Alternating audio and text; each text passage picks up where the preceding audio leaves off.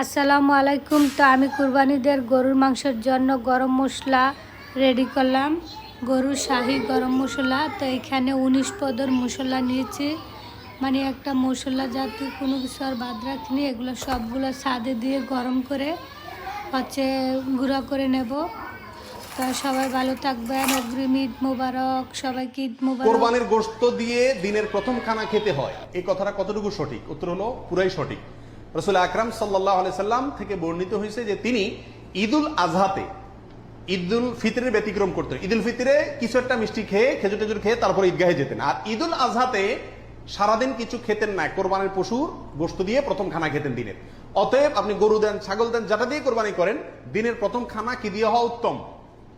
ওই গোশত দিয়ে হওয়া উচিত। গোশতটা তো আল্লাহকে দিয়ে দিয়েছেন, আল্লাহর নামে জবাই করছেন, আল্লাহ আপনাকে হাদিয়া দিয়েছেন। এই জন্য আল্লাহর হাদিয়ার আগে একটু পেটটা খালি রাখেন, আকর্ষণ করে খান, তাহলে ইনশাআল্লাহ সেটা